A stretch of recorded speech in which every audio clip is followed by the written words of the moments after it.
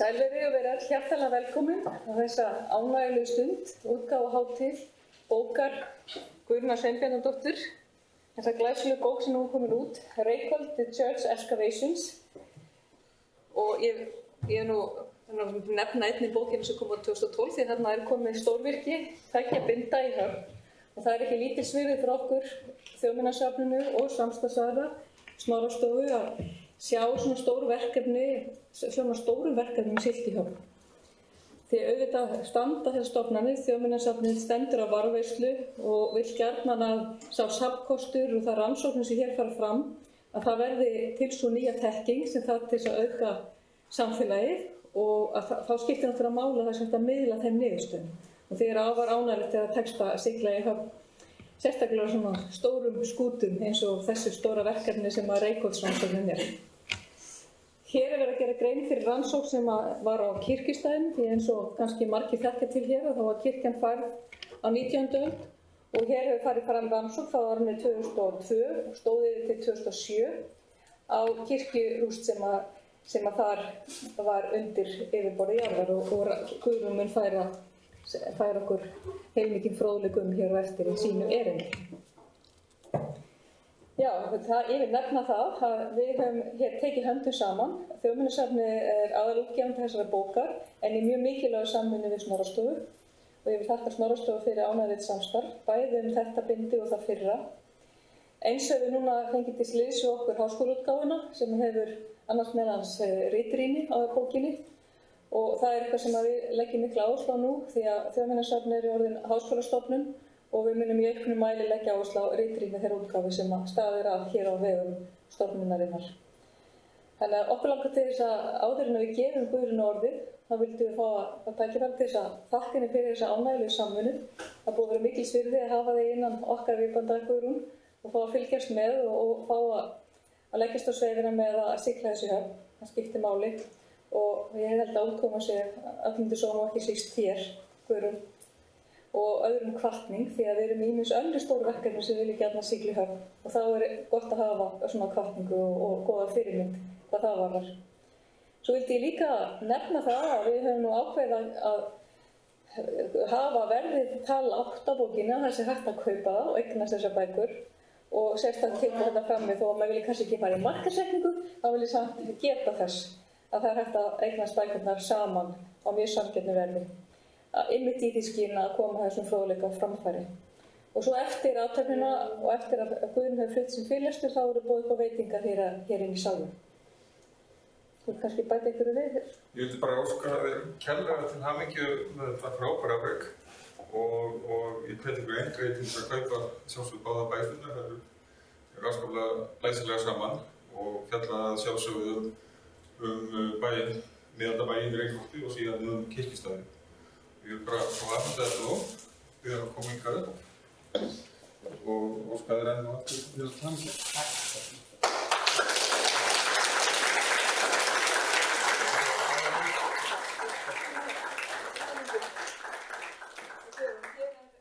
Smá fróðleikur og innblástur frá Þjóðminjasafninu með þökkum fyrir þetta ánægjulega samstarf og gefandi og árangursríka. Takk fyrir.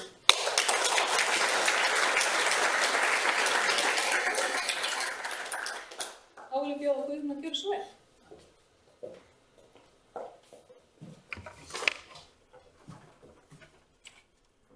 Já, komið sæl og takk ykkur öllum fyrir að koma hérna í dag og gleðjast með mér yfir útgáfu þessara bókar sem er, eins og Margrét sagði, annað bindið í röðinni með fornleifarannsóknirnar í Reykholti sem hófust fyrir allt og mörgum árum síðan en nú er þetta komið í höfn og það er mjög góð tilfinning. Margrét er búin að kynna hérna áður hina bókina sem kom út árið 2012 og fjallaði Bæjarhólinn. Þessi bók fjallar hins vegar rannsóknirnar á kirkjustæðinu og hún var ein af þeim rannsóknir sem að Kristnihátíðarsjóður styrkti í upphafi þessara aldar í tilefni af 1000 ára afmæli kristnitöku í landinu. Uppgröfturinn hófst, eins og framkom hér áðan, árið 2002 og stóð yfir til 2007 og það var að jafnaði 6 fornleifafræðingar og nemar sem að unnu í Reykholti í 5 vikur á hverju sumri við uppgröftin. Margir sérfræðingar komu að úrvinnslu uppgröftagagnanna, rannsókn gagnanna og hafa sumir þeirra skrifað kafla í bókina. Ég vil þakka öllu þessu fólki fyrir þeirra framlag og einnig starfsfólki stofnananna sem stóðu á rannsókninni, Þjóðminjasafni Íslands, Snorrastofu og starfsfólki Fornleifastofnunar Íslands sem kom að rannsókninni. Ég hef líka átt ánægjulegt samstarf við starfsfólk háskólaútgáfunnar sem fylgdi verkinu eftir í allri vinnslu. Og síðast en ekki síst vil ég þakka forstöðumönnum stofnananna tveggja, Margréti Hallgrímsdóttur og Þjóðminjaverði og Bergi Þorgeirssyni, forstöðumanni Snorrastofu, fyrir þeirra stuðning frá upphafi.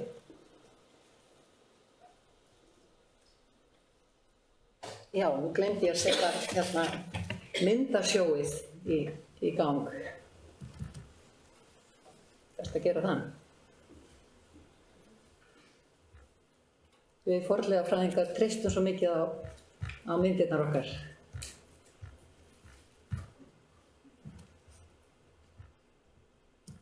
Hér er þessi fína loftmynd af Reykholti og eins og Margrét sagði þá var kirkjan flutt seint á 19. öld og það er ástæðan fyrir því að gamla kirkjustæðið var laust til rannsóknar. Annars standa kirkjur oft á sama stað og þá er ekki svo auðvelt að komast að minjónum.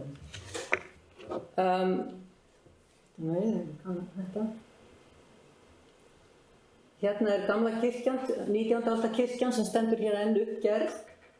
Kirkjustæðið var bara hérna rétt sunnan við hana.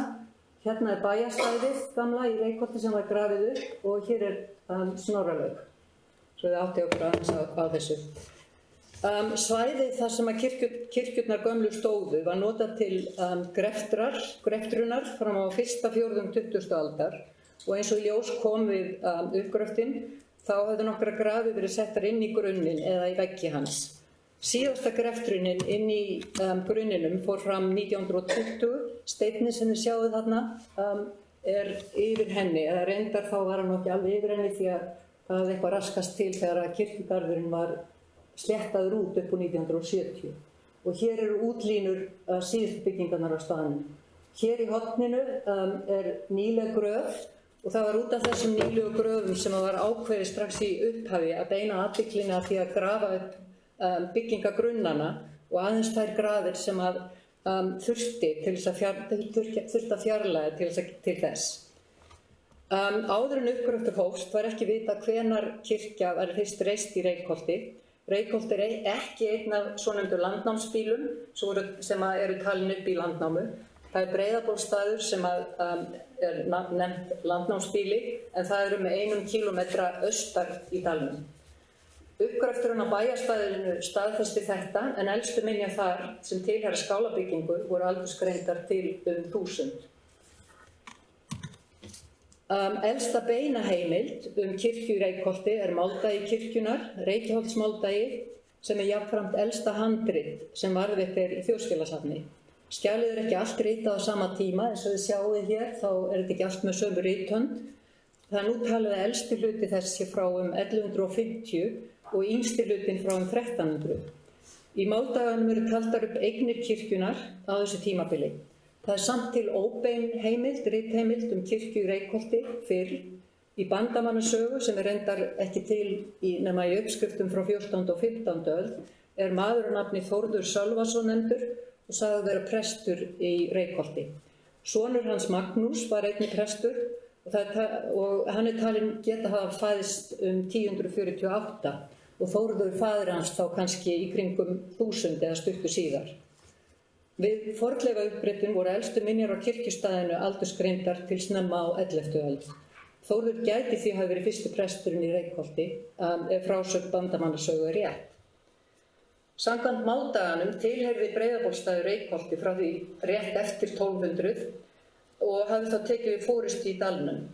Reykholt var svonefndur staður í kirkjusögulegri merkingu þess orðs varð staður snemma á 12. öld og kirkjan var ein af stærstu sóknarkirkjum landsins.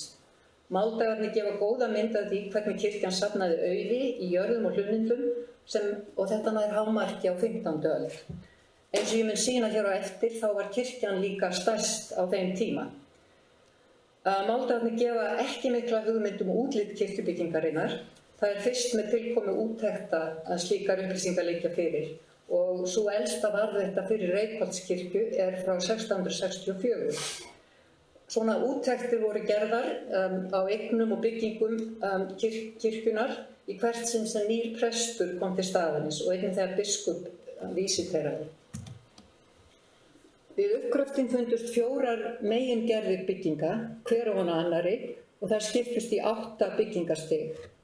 Ég nefndi áður að seinni tíma grafir hafi raskað grunnanum að hluta, til dæmis vesturgaflinum, og norðvesturhorn byggingarinnar var ekki grafið upp vegna nýlegra grafa. Hér sáum við fyrsta byggingargerðin, það var bara 1 byggingastig í henni, 2 á þessari byggingagerð, 2 á þessari og 3 á síðustu byggingagerðinni. Og það hérna fallaðar allar saman á sama grunn, sérst hvað þær voru byggðar nákvæmlega ofan á hver annar og hafa ábyggilega notað ýmislegt úr fyrri byggingum. Og hér sést að þetta horn hérna, norðvesturhorn, var ekki grafið upp vegna nýlegra grafa. Á 18. öld voru 4 einstaklingar sem tilhörðu sömu fjölskyldu grafnir inn í kirkjunni. Á þeim tíma var slíkt ekki samkvæmt reglum en Þorleifur Bjarnason, presturinn sem jarðaði föður sinn, ég er ekki komin á land, föður sinn, systur sína og konu sem var lengi vinnuhjú hjá honum og svo sjálfan sig inn í kirkjunni. Hann fór ekki til viðteknum reglum. Þessir einstaklingar hafa verið nafngreindir af skjöldum sem eru á kistunum. Við gröft eins og þennan inn í kirkjuna eyðilögðust gólflaugina mestu og þessi gröftur gæti reyndar verið ástæða þess að kirkjan var flutt seint á 19. öld að hann hafi olli því að undirstaðan varð óstöðug.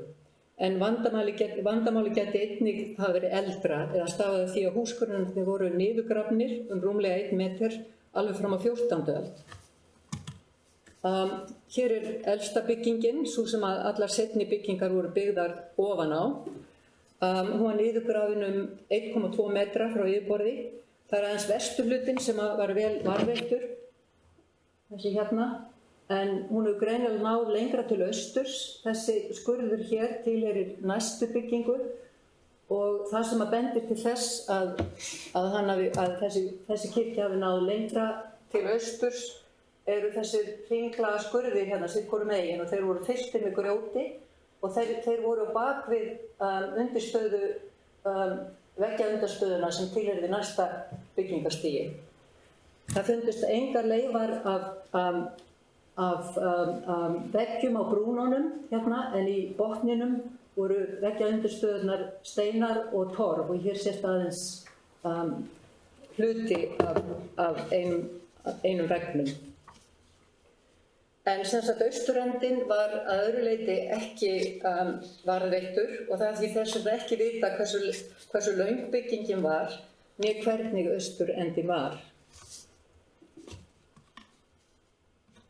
Það fundust engir gripir í grunninum en leifar af byggingartimbri sem var bæði lerki og fura en hvortveggja hefur komið til Íslands að rekaviður. Rannsóknir sem Lísabet Guðmundsdóttir sem situr hérna gerði á viðum úr fyrstu kirkjum sem grafnar hafa verið upp annars staðar á landinu sýna svipaða niðurstöðu.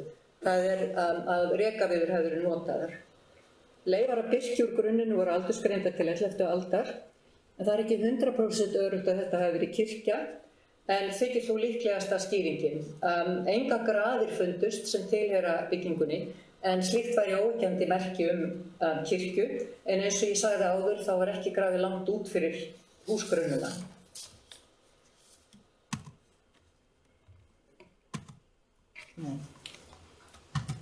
Á 12. öld var komin ný og stærri kirkjubygging. Hún notar grunn elstu byggingarinnar, en nú komin greinilegur aðgreindur kór austan við. Hann líka niðurgrafinn eins og vesturhlutinn, skipið, þar sem niðurgröfturinn myndar svo eins konar gang eftir byggingunni endilangri, þar sem gólfið þessi það grái flötur þarna. Á þessari skissu sjáum við hvernig þessi bygging gæti hafa litið út í sniði. Og á myndinni hérna fyrir ofan sjáum við austurgaflinn og þar sést mjög vel hvernig byggingin niðurgrafin.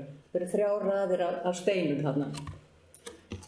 Heildarlengd þessara byggingar ekki þekkt, þar sem vesturendinn var skemmdur. Þetta talin hafa verið stafkirkja með svo til jafnbreiðum kór og skipi. Svona kirkjur þekkjast til dæmis í Noregi á 13. öld. Sjá hvernig veggirnir liggja hér beint inn í þetta kórinn hérna og hér skipið. Og það fundust 2 svona hellur í sitthvorri hlið og áætlað út frá þeim hvar aðrir steinar hafa verið sem að veggirnir hafa hvílt á. Og þessar raðir hér innan í eru sem sagt túlkaðar sem stuðningur undir timburgólf. Og það héldust, allavega í norðurhliðinni hélst þessi röð alveg upp úr grunnunum. En í suðurhliðinni þá höfðu grafir skemmt. Viðarleifar benda til þess að lerki og eik hafa verið notuð sem byggingarefni. Eikin hefur annaðhvort verið flutt inn eða þá að það hefur verið notaður viður úr skipsskaða, sem sagt skip sem að strönduðu. Og hérna þessi bygging tímasett til 12. aldar, aðalega út frá kolefnisaldursgreiningu á tönn og manni. Beinagrindin, sem var illa varðveitt, fannst rétt sunnan við bygginguna undir stóri stóðarhólu sem tilheyrir næstu byggingu á staðnum og hún því eldri en sú bygging. Þessi beinagrind var hér og eins og þið sjáum á næsta plani þá var eina stóru stóðarhólunum yfir henni. Fljótlega hefur kirkjunni verið breytt þannig að hún var stækkuð með því að stórar stoðir voru settar á öll horn skipsins og við það breikkaði skipið allverulega og var þrískipt, en kórinn var áfram sama breidd og áður og nú komin undir minna form eins og það kallað Og kirkjan nú orðin útbrotakirkja, alls 12 metrar að lengd og 60,5 fermetri að innamáli. Og kórinn ennþá niðurgrafinn og líka miðjan í skipinu. Þarna sjáum við hvernig veggirnir hafa verið frá hornunum og eins og í kórinn sem undir minna formi og svo þessi hér. Og hér ennþá þessi veggur sem skiptir skipinu, inn í skipinu, en hann horfinn hér út á seinni tíma gröfum. Þess að það ská, þarna allt seinni tíma grafir. Og hér skissa því hvernig þessi bygging gæti hafa litið út í sniði. Og hér teikning af Valgerðarkirkju í Skálholti frá árinu 1834 og kirkjan í Reykholt á þessum tíma gæti hafa litið svona út, þó við vitum auðvitað ekki nákvæmlega hvernig þakið var. Við höfum bara grunnflötinn.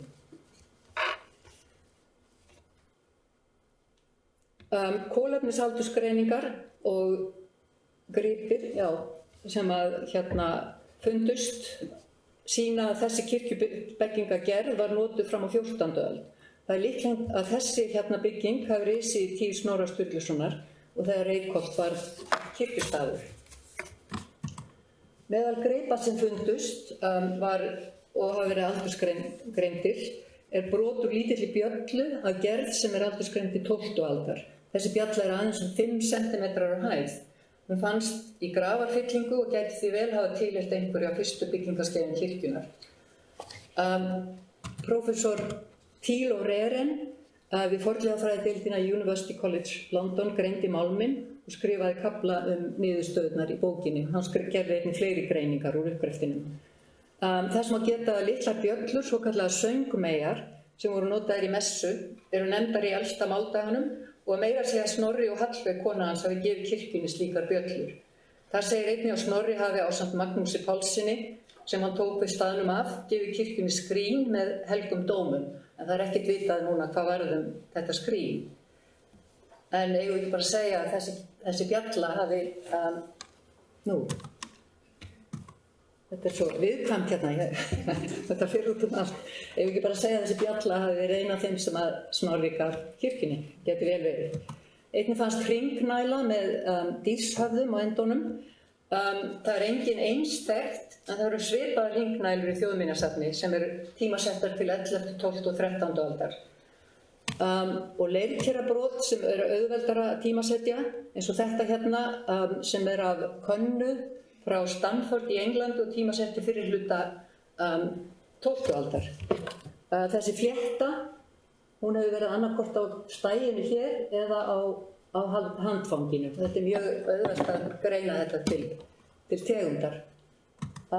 Svo er þetta belgbrot hér úr könnu frá Anden í Hollandi, að gerð sem er tímasett til 12. og 13. aldar. Þessar könnur hafa væntanlega verið notaðar fyrir messuvín eða vígt vatn. Þessi byggingagerð með stórum stoðum á hornum skipsins er þekkt annars staðar á Íslandi og víðar á Norður-Atlantshafinu, meðal annars í Noregi. Hér höfum við grunn af kirkjunni á Stóruborg. Það eina sem fannst þar voru þessar stóru stóðarhólur við uppblástur. Gásir í Eyjafirði, þar voru nokkrar kirkjubyggingar grafnar upp með stóðum. Þórarinsstaðir í Seyðisfirði, 2 byggingar voru þar grafnar upp með stóðum á hornum. Hrísbrú í Mosfellsdal, Sandur, Færeyjum, Úrnes í Noregi og hér er endurgerð af kirkjunni í Holtólin í Noregi. Þessar kirkjur voru höfðu allar stórar stóðir á hornum skipsins, en engin þeirra er niðurgrafin eins og Reykholtskirkja.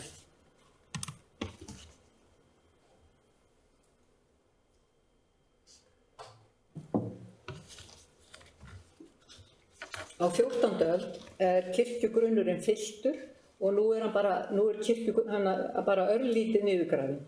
Byggingin er ennþá timbri en stóru stóðarholirnar á hornum skipsins eru horfnar og veggjastóðir hvíla á stórum flötum steinum sem eru í djúpum skurði, allavega á suðurveggnum. Hér, stóri flati steinar og skurður hér, en norðurveggurinn var vel farinn vegna seinni tíma grafa. Í kirkjuskipinu er ferhyrnt svæði, afmarkað með vel hlöðnum vegg. Það er ekki ljóst alveg til hvers þetta var, en lengdin hún passar við að það gæti hafa verið gröf þarna. Fannst hins vegar ekkert í þessu sem að benti til þess. Það mætti kannski hugsa sér að ef það var kista þarna hún hafi verið flutt þegar kirkjan var lögð niður. Það gæti líka verið kannski undirstaðið undir altari með geymslu undir, nema þá að hvoru tveggja hafi verið notuð í báðum þessum tilgöngum. Þessi bygging gæti hafa litið út eitthvað eins og þetta í sniði. Hún er tímasett í 14. og 15. aldar út frá kolefnisaldursgreiningu á vaðmáli og það er Michelle Hayer Smith sem fjallar textílana í bókinni sem fundust aðallega í gröfum. Aðri gripir úr þessum grunni sem er hægt að tímasetja eru kanna úr prótósteinleir frá Þýskalandi og glerbikar af frönskum uppruna, en hvort tveggja má tímasetja til 13. og 14. aldar. Veit ekki hvað sést vel hérna, þetta er mjög einkennandi, þetta er fínlegur fótur hérna, holur og skálinn er með svona flipum. Þetta er mjög einkennandi fyrir þessa tegund, sem þetta er lúxusgripur sem hefur verið fluttur inn. Og svo þetta brot hér úr könnu frá austur Anglíu í Englandi og svo kampur, svo oft nefndir kirkkampar úr málmblöndu, kóparblöndu og allt þetta gæti verið frá svipuðum tíma. Þetta er, eins og ég sagði, allt innflutti gripir og sýna að kirkjan hefur verið vel stæð fjárhagslega. Samanburður á helgigripum Reykholtskirkju samkvæmt Wilkins máldaga frá 1397 og kirkjunar í Odda og Rangárvöllum frá sama tíma, sem var einn auðasti staður landsins, og svo aftur í Laufási í Eyjafirði aðeins fyrr, sem var svipuð að dýrleika á Reykholtskirkja, sýnir að Reykholtskirkja var vel búin helgigripum. Gunnar F. Guðmundsson fjallar þetta í kafla í bókinni. Á 15. öld breytist þessi kirkjugerð örlítið. Veggjaundirstöður í kirkjuskipinu eru nú flatar stórar hverasteinshellur, sömu gerðar og notaðar eru í botn Snorralaugar, eða munið hvernig hann lítur út. Og þær hafa virkað eins og aursyllur undir stafverk. Og utan við þessa veggi virðist hafa verið komnir einhvers konar gangar. Við þetta var munurinn á breidd skips og kórs mun meiri og kirkjan nú eins og hún verður stærst að innanmáli, eða 95 fermetrar og 13 metrar löng. Og það komin inngangur á suðurvegginn. Hér sjáum við þessa flötu hellur í sittvorum hliðinni og hér sjást nokkrar eða og líka sést hvað þetta var mikið skemmt af seinni tíma gröfum. Og hér mörk þessar ganga sem eru sittvorum megin við, skipta kirkjunni í 1, 2, 3, 4, 5 hólf. Og hér inngangurinn og veggjagerðin í kórnum var ekki ljós. Þeir höfðu alveg verið þurrkaðir út af seinni tíma gröfum en það sést vel útlínur kórsins vegna smásteina sem voru þar í gólfinu.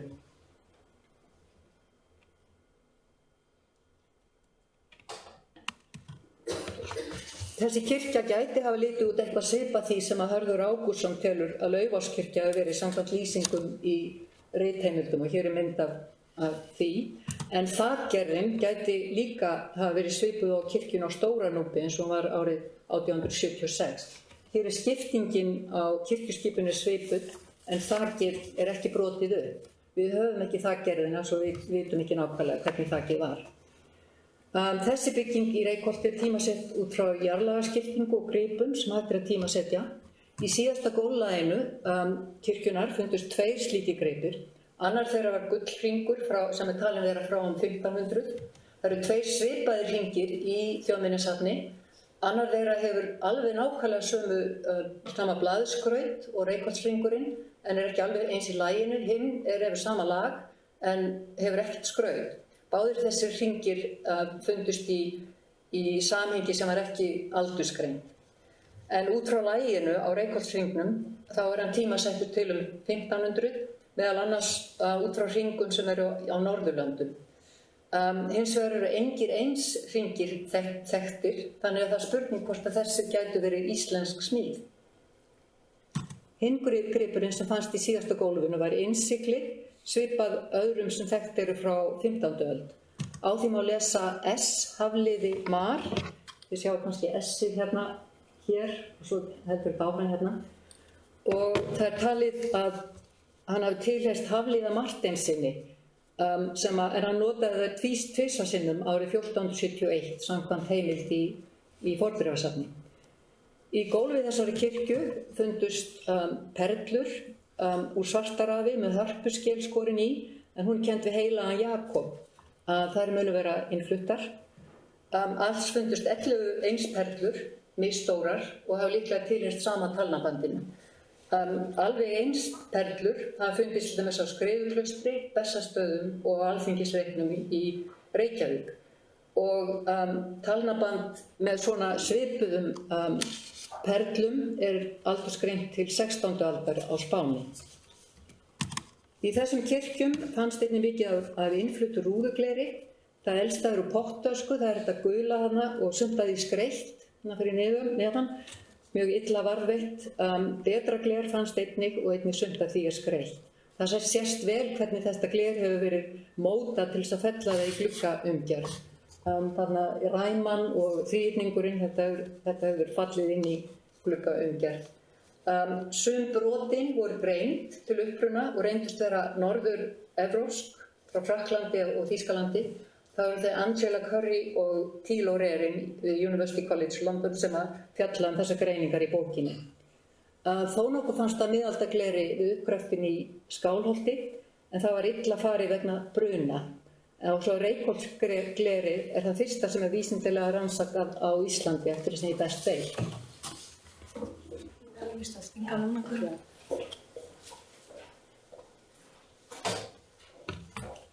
Fleiri gripir fundust sem að tengjast byggingunni og helgihaldinu þar. Hér málmgripur sem hefur líklega verið partur af svona skreyti á hurð. Sjáðu gatið þarna, það hefur fest á eitthvað. Þetta skreyti á hurðinni í Þjóðminjasafni, tímasetti miðalda, stór lykill, skráargat og hurðarlöm. Og svo fundust brot sem að tengjast helgihaldinu eins og þetta hérna sem gæti verið úr svona kertagrind sem líka til á Þjóðminjasafni og tímasetti 14. aldar og ýmis kertahöld, skál og pípur, þetta oft nefnt í máldögum og hér svolítið skemmtilegur gripur úr járni sem lítur út eins og sög en sem við höfum túlkað sem part af stand af gólfstjaka þar sem að þetta sagarblað var notað til að færa kertið upp og niður. Svona gólfstjakar eru þekktir til dæmis í Noregi á miðöldum. Hér skreyttur gripur úr málmblöndu með haki og þetta líklega löm af kistu, eftir messufattakistu, en það eru oft nefndar í máldögum. Og svo einnig lásar sem hafa verið á slíkum kistum. Gripir sem að tengjast helgihaldinu eru altaristeinar. Þessir eru flestir íslenskir að gerð, en ef altari voru ekki úr steini, sem var oftast tilfelli á Íslandi, þá þurfti að nota svona stein til að setja kaleik og patínu á. Og þessi altaristafla sem í eigu Þjóðminjasafnsins sem nú í láni í Reykholtskirkjunni 9 hefur líklega verið í síðustu kaþólsku kirkjunni í Reykholti. Svona tafla nefnd í máldaga kirkjunar frá 1518 og lýsingin passar við. Í miðjunni höfum við krossfestinguna með Maríu og Jóhannesi skírara. Þarna til vinstri, séð frá ykkur uppi heilu Barbara með turnin sinn og Gabriel engill fyrir neðan og í hinum vængnum heilu Margrét og Mikjáll erkiengill. Áhugaverður gripaflokkur ber merki að það hafi farið fram iðnaður í eða við kirkjuna. Það vert að minnast þess að undir 19. aldar kirkjunni, sem rétt norðan við þessa kirkjugrunna, var smiðja á miðöldum. Hún fannst þegar kirkjan var gerð upp. Hér deigla sem hefur verið notuð líklega í þessari smiðju til þess að bræða dýra málma í. Og hér mót sem að kannski sylgja hefur verið gerð í og í þessu hafa kannski verið gerðir hnappar. Þið sjáu rauðina á báðum þessum gripum sem að málmunum hefur verið hellt inn í mótið Við uppgröft á kirkjustaðinu í Skálholti fundust svipumót. Það fannst heilmikið af grænum jaspis og ópalsteinum og sumir þeirra höfðu verið tálkaðir. Til dæmis þessi ópalsteinn, það sést á honum hvernig hann hefur verið tálkaður. Ópal mýkri og það talið að hann hafi verið mulið niður og notaður sem litunarsteinn, jafnvel til að lýsa handrit, en þessi tilgáta þarfnast frekari rannsókna. Kevin Smith fjallar þessar rannsóknir í bókinni. Svo þessi hverasteinn hérna sem gæti hafa verið notaður til að hreinsa hár af skinni. Það fundust nokkur hár undir honum en því miður var ekki hægt að greina þau neitt nánar. Og það fundust líka nokkrir stílar sem eru notaðir til að skrifa á vaxtöflur. Þessi úr blýi með 2 götum þannig að það hefur verið hægt að hengja hann við belti. Þessi gripir sem gætu tengst handritagerð eru sérstaklega áhugaverðir hvað Reykholt varðar, því að það gert ráð fyrir að Snorri hafi haft ritstofu á staðnum. Á 16. öld breytist kirkjan og þetta talið fara saman með því að lúterskur siður innleiddur í landið. Kórinn ekki lengur undir minna formi og það engin augljós merki skil í fornleifunum milli kors og skips. Og þó að innveggirnir séu ennþá úr timbri þegar það var hvílt á steinaröðunum þarna meðfram veggjónum innanverðu, þá eru útveggir úr torfi og grjóti. Og það komin inngangur á suðurvegginn.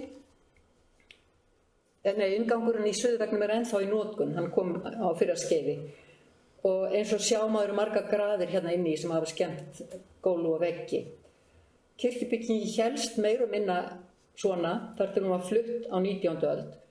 Það fannst mikið af gripum í gólfinu, meðal annars bókarspensl af ýmsum gerðum og það áhugavert þegar dreifing þeirra skoðuð að flest fundust þau í kórnum þar sem að prestarnir hafa farið með bækur hérna. Annað dreifingarkort sýnir dreifingu brúðuglers og mest af því fannst hér þar sem að samkvæmt úttektinni var gluggi fyrir ofan predikunarsstólinn. Það var greint á milli 3 byggingarstiga í fornleifunum í þessari húsagerð. Það eru allar mjög svipaðar þessar byggingar, 10–12 metrar lengd, en fyrsta kirkjan er stærst. Hér á öðru byggingarstigi er búið að fylla upp í innganginn og skipting hússins í stafgólf sem samkvæmt úttektunum voru 9 er mjög greinileg. Það eru þessi stóri steinar sem eru með jöfnu millibili meðfram veggjónum. Þessi skissa hér var gerð af arkitekt og byggir á uppgráttugögnunum og lýsingunum í úttektunum og sýnir hvernig kirkjan gæti hafa litið út inni í. Og hér er mynd af Víðimýrakirkju, en það voru margar svona sveitakirkjur á Íslandi á þessum tíma og það má hugsa sér að Reykholtskirkja hafi litið út eitthvað svipað þessu á þessum tíma. Hér sjáum við alla byggingagerðirnar 4 aftur sem fundust á kirkjustæðinu og einnig hvernig þær falla saman á sama grunni. Á hinum uppdrættinum sjáum við legu grafa. Þær sem eru með tölustöfum voru grafnar upp. Þær eru allar annarkvort inn í kirkjunni eða þá í veggjum kirkjugrunnana. Það var Hildur Gestsdóttir sem greindi beinin og skrifar þá rannsókn í bókinni. En úrtakið er of lítið til þess að draga marktækar líffræðilegar ályktanir af þeim. Það sást móta fyrir öðrum gröfum, eins og þið sjáðu þarna fyrir sunnan kirkjugrunnana og hún sýnir meðal annars, sú dreifing sýnir hversu langt kirkjugarðurinn náði á þessu stigi. Ein gröf var grafin upp á bæjarstæðinu þegar bæjarstæðið er hérna. Hún kom í ljós hér í horninu á eldri kirkjugarði. Þessi uppgröftur á gamla kirkjustæðinu í Reykholti var mjög árangursríkur og er sá fyrsti á Íslandi sem leiðir í ljós byggingarsögu kirkjubygginga á sama stað frá upphafi, sem í Reykholti er líklega frá 11. öld og allt fram á seinni hluta 19. aldar. Hann bæti því miklu við þá þekkingu sem við höfum á kirkjubyggingarsögu Íslands. Byggingarleifarnar voru tiltölulega vel varðveittar þrátt fyrir alla þessar grafir sem voru settar þarna niður og það fannst mikill fjöldi gripa sem varpar ljósi á aldur og athafnir á staðnum í gegnum þessar aldirnar. Ég ætla að hætta hérna núna.